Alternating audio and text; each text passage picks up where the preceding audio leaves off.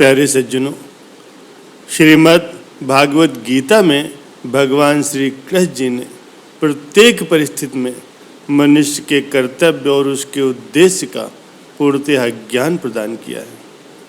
उन्होंने दर्शाया है कि मनुष्य का संपूर्ण जीवन ही एक संग्राम है। इस संग्राम में विजय पाने के लिए उसे एक आश्रय की आवश्यकता होती है, जो कि पग पग पर उसे कर्तव्य करने के लिए प्रेरित करे, उसे सबल बनाए रखे। ऐसे आश्रय को पाकर ही जीव मनुष्य जन्म के उद्देश्य की पूर्ति में सफल हो सकता है। प्यारे सज्जनों, वो आश्रय क्या है, इसके विषय में भगवान श्री कृष्ण जी फरमाते हैं कि मनुष्य जन्म आत्म कल्याण का साधन करने के लिए ही मिला हुआ। ये साधन और ज्ञान किस प्रकार से उसे और कहाँ मिल सकता है, इसके लिए आगे कहते हैं, महापुरुषों की कर शरण ग्रहण, श्रद्धा भाव से सेवा कर, परम तत्व के ज्ञाता हैं वे, देंगे तुझको ज्ञान अमर। उस अमर ज्ञान को पाकर के मोह तिमिर मिट जाएगा, अपने भीतर फिर मुझ में तू एक ही अवस्था पाएगा। कहते हैं कि हे अर्जुन, तू तत्व ज्ञाता संत महापुरुषों की चरण शरण ग्रहण करके उन पर पूर्ण श्रद्धा और विश्वास करने से, उनके चरणों की सेवा करने से, अर्थात संत महापुरुषों की सेवा ही उनकी कृपा, उनकी प्रसन्नता पाने का एकमात्र साधन है। आज तक जिसने भी सतगुरु से तत्व ज्ञान की प्राप्ति की है, मन और चित्त को लगाया है, अपने मन की मति को त्याग करके निष्काम भाव से सेवा की है, उसी ने ही उस आत्म तत्व को जाना है। स्वयं भगवान श्री कृष्ण जी, भगवान श्री राम जी और न जाने कितने संत महापुरुष आत्मस्थित में लीन रहने वाले सबने ही सतगुरु की चरण शरण ग्रहण की है। उनकी सेवा से ही तत्व ज्ञान की प्राप्ति की है। इसीलिए अर्जुन को भी भगवान सेवा का उत्तम मार्ग दर्शा रहे हैं। आगे कहते हैं कि महापुरुष स्वयं ही उस परम तत्व के ज्ञाता होते हैं, वही इस अमर ज्ञान से तुम्हें दीक्षित कर सकते हैं। उस ज्ञान को पाने से ही मोह और अज्ञान का पर्दा दूर होता है। जीव मोह में भ्रमित होने के कारण ही अज्ञान के वश उस सत्यता की पहचान नहीं कर पाता। वो अज्ञान के अंधेरे में नश्वर शरीर और शरीर से संबंधित पदार्थों को ही अपना मान लेता है। अनित्य को नित्य मान लेना कितनी बड़ी भूल है। यदि कोई अंधेरे में पड़े हुए सांप को रस्सी समझकर उसे पकड़ ले, तो सांप भला अपने आप को बचाने के लिए क्या उसे काटने की कोशिश नहीं करेगा। और यदि वो काट ले और इंसान चाहे कि उसके विष का उस पर कोई प्रभाव न पड़े, तो ऐसा भला कैसे हो सकता है। बस अकर्तव्य को कर्तव्य समझ बैठता है और अकर्तव्य कर्म करने को ही वो हर वक्त तैयार रहता है। तब संत महापुरुष उसे ज्ञान और विवेक की रोशनी प्रदान करते हैं। जीव उस विवेक को पाकर के अपने कर्तव्य कर्म की ओर अग्रसर होता है। कर्तव्य कर्म को करते हुए उसका ज्ञान दूर हो जाता है, और जब अज्ञान तिमिर उसका मिट जाता है तो ज्ञान की रोशनी हो जाती है, और फिर तू और मैं दोनों एक रूप हो जाते हैं। यानी आत्मा परमात्मा में एकाकार हो जाती। इस स्थिति का स्वयं ही उसे भान हो जाता है।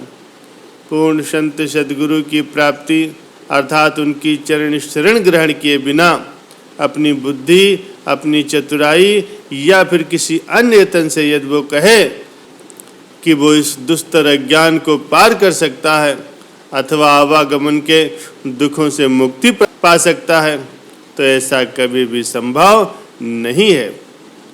संत अपने वचनों में फरमाते हैं कि केतिक पढ़ गुण पच मुआ, जोग जग तप लाए, बिन सतगुरु पावे नहीं, कोटि न करे उपाय। और आगे भी एक संत कहते हैं कि गुरु बिन भव निधि तरय न कोई, और जो विरंच शंकर समहोय। कितने ही विद्वान बुद्धिमान शास्त्रों और किताबों को पढ़ सुन करके भक्ति की मंजिल को पाने का प्रयत्न करते हैं।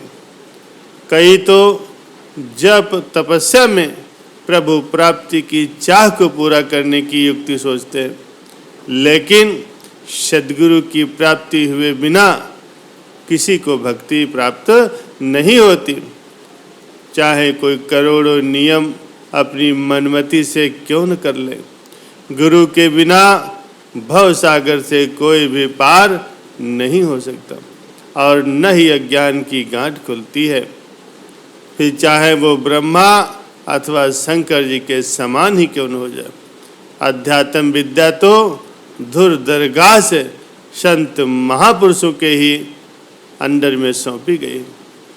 प्राचीन मुनि उद्दालक का पुत्र श्वेतकेत था। उसने काशी में रहते हुए बहुत समय तक शास्त्रों का अध्ययन किया। उसे अपनी विद्या पर अहंकार हो गया। कारण किसी गुरु अथवा सत्पुरुष से उसने दीक्षा नहीं ली थी। मन पर विजय पाने के लिए सेवा सत्संग नहीं किया था। जब वो घर पहुंचा तो उसने अपने पिता को प्रणाम भी नहीं किया। प्रणाम का अर्थ होता है नम्रता। यदि किसी गुरु के पास कोई विद्या ग्रहण करें तो वो यही सिखाते हैं कि फल लगने पर डाली झुक जाती, अर्थात विद्या से नम्रता आती है। जिसके अंदर नम्रता आ गई समझ लो उसने ही सच्ची विद्या पाई। महर्षि उद्दालक ने पुत्र श्वेतकेत की स्थिति से अनुमान लगा लिया कि गुरु के बिना इसका सारा ज्ञान अधूरा है। सो उन्होंने श्वेतकेतु से पूछा, बेटा तुमने कोई ऐसी विद्या भी पढ़ी है जिसके जान लेने से सब विद्याओं का ज्ञान हो जाता, जिसके जाने बिना सारी विद्याएं व्यर्थ हो जाती। परम संत श्री कबीर साहब जी कहते हैं कि जो यह एक जानिया तो जानो सब जान, जो यह एक न जानिया तो सब ही जान जान। जो यह एक न जानिया तो बहु जाने का होए, एक ते सब होत हैं सब ते एक न हो। पिता की ये वचन सुन करके कि ऐसी विद्या पढ़ी है जिसके जान लेने से सब विद्याओं का ज्ञान हो जाता, ये सुन करके श्वेतकेतु सोच में डूब गया।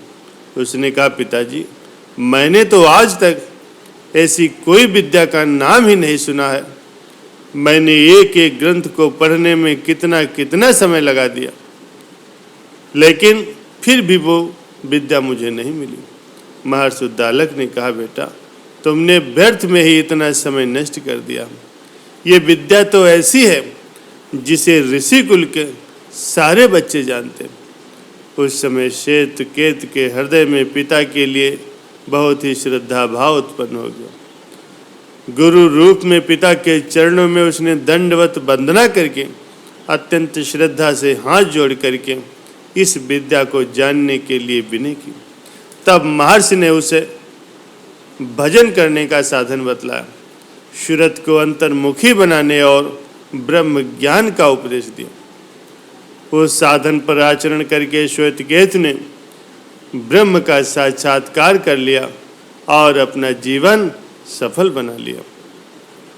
प्यारे सज्जनों, गुरु समान दाता नहीं, जातक शिष्य समान, तीन लोक की संपदा शो गुरु दीन्ही दान। गुरु बतावे साधु को, साध कहे गुरु पूज, अरस परस के खेल में भई अगम की सूझ।